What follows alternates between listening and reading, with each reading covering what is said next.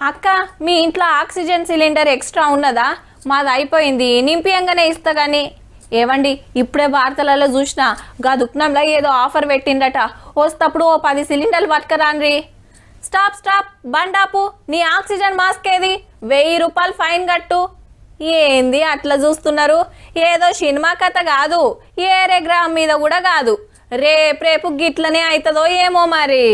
ముక్కుకు మాస్కు లేనిదే బయటికి వస్తట్టు లేదు, పగటిలైనా లైట్లు లేకుండా బండ్లు తిరిగేటట్టు లేదు. ఇటు పోగా అటు మంచు కలిసి ఢిల్లీ చుట్టూ బొంత కమ్మేసినట్టే ఉన్నది. దూరంకెళ్లి చూస్తే ఇండియా గేటే చక్కగా అగుపడతలేదు. మరి దినాం ఇంత గాలి గలీజ్ అవుతుంటే మొసమరుడే కష్టమైతుందట. 3 ఏండ్లల్లా 2 లక్షల మంది దొబ్బలు ఖరాబ్ అయి దవకాన్ల చుట్టూ తిరిగిండ్రంటే మాటల. పిల్లలకు మస్తు తక్లీఫ్ అవుతున్నదట. సిగరెట్ తాగేటోళ్లకు ఎంత డేంజరో ఈ గాలి వీలిస్తే సుత గంతేనట. చలికాలం వచ్చిందంటే గజ్జున వణికే పరిస్థితి.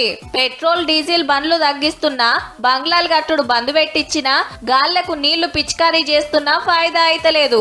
ఆనలు పడితేనన్నా మురికిని కడిగేస్తదని మొన్న క్లౌడ్ సీడింగ్ చేస్తే అది ఉత్తకతాయే. ఇంకో దిక్కు రోడ్లు చక్కగా కనబడక బండ్లు గుంతలల్ల పడి టక్కర్లైతున్నాయట. 3 రోజులల్లా ఏడ గుంతలు లేకుండా పూర్తి చేయాలని ఆర్డరేసింది సర్కారు. ఢిల్లీ పొల్యూషన్ మీద చర్చ పెట్టాలని పార్లమెంట్ లో పెద్ద లడాయే నడవబట్టే.